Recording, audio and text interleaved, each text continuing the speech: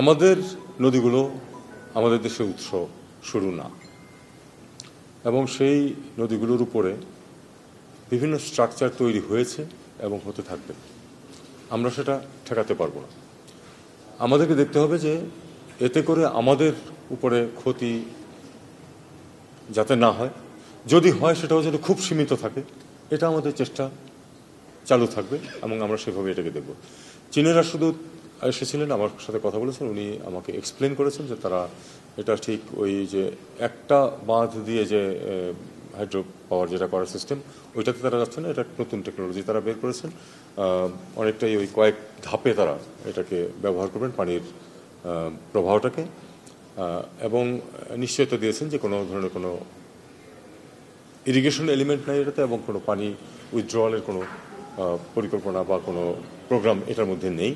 কাজেই আমাদের এ নিয়ে বিচলিত হওয়ার কোনো কারণ নেই। আমাকে শেষ করতে চান।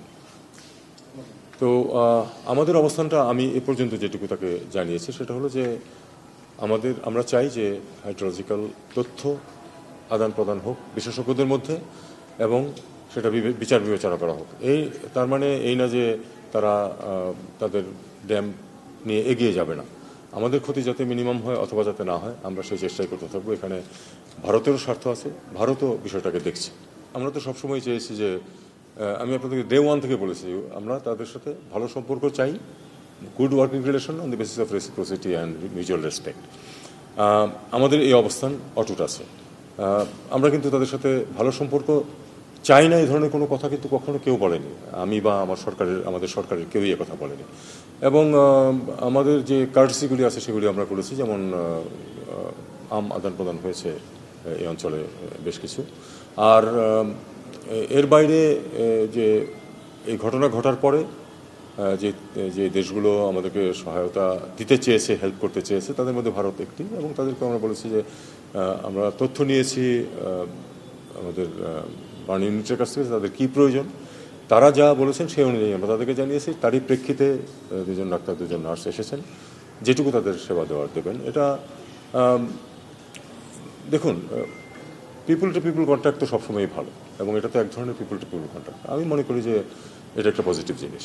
এমনিতেই 2 বছর পরে রিভিউ হবে, আর তারপরে 6 মাসের নোটিশ দিয়ে যে কোনো সময় এটাকে সরিয়ে দেওয়া যাবে, সেটা আমার মনে হয় না সেই ধরনের পরিস্থিতি সৃষ্টি হবে। কারণ আমরা তো আমাদের নিজেদের স্বার্থ দেখেই কিন্তু কাজটা করেছি। তাদের প্রস্তাবের উপরে তো আমরা যে একটা এগ্রিমেন্ট সই করে দিয়েছি তা না। আপনারা এটাও জানেন যে দীর্ঘ সময় নিয়েছি আমরা দীর্ঘ সময় নিয়েছি, এবং আমাদের স্বার্থ যাতে ক্ষুণ্ণ না হয় সেটা দেখেই আমরা করেছি। দেখুন, বিশেষজ্ঞদের প্রতি আমার পূর্ণ শ্রদ্ধা আছে, তারা তো এটা বিভিন্ন প্রোজ এন্ড কনস সেটা বিবেচনা করবেন। তবে আমি বিশ্বাস করি, সরকার বিশ্বাস করে যে এটা বাংলাদেশের স্বার্থের বিরুদ্ধে যাবে না, পক্ষেই থাকবে।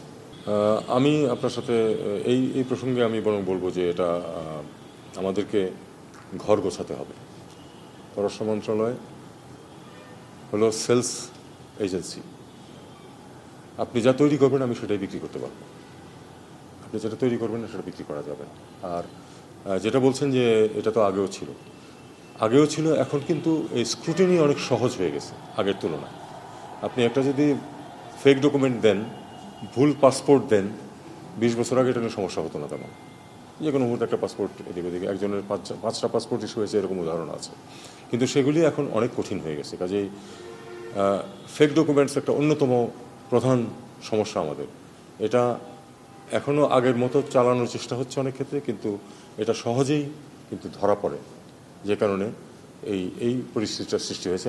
আমাদের ঘর গোছাতে হবে, আমাদের এখান থেকে যাতে এই ধরনের অপরাধমূলক কার্যক্রম না হয় সেটা দেখতে হবে। তাহলে ধীরে ধীরে আমরা এটা আবার ঠিক করে নিয়ে আসবো। এটা নজরে আছে আমাদের মন্ত্রণালয়ের এবং হোম মিনিস্ট্রির, ওখানে যারা অন্যান্যরা কাজ করছেন তাদেরও। বিষয়টা হচ্ছে যে অপরাধ পৃথিবীতে আছেই, দুর্নীতি আছে সবখানেই। দুর্নীতির মাধ্যমে এই জিনিসগুলি কেউ করছেন। আগের চেয়ে একটু কঠিন হয়েছে, কারণ আপনার পাসপোর্ট পাওয়া, যে ডকুমেন্টস লাগে সেগুলি ক্ষেত্রে বিশেষ ফোর্জিং হচ্ছে না আমি বলছি না, হচ্ছে, কিন্তু এটা মোটামুটি নিয়ন্ত্রণে রাখা গেছে। আগে অনেক বেশি পাসপোর্ট ইস্যু হয়েছিল।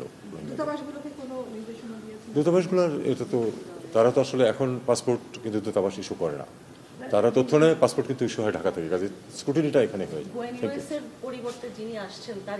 না, আমরা তো এখনো জানি না যে কে আসছেন, বা আমরা কোনো এগ্রিমেন্টও দিইনি এখন।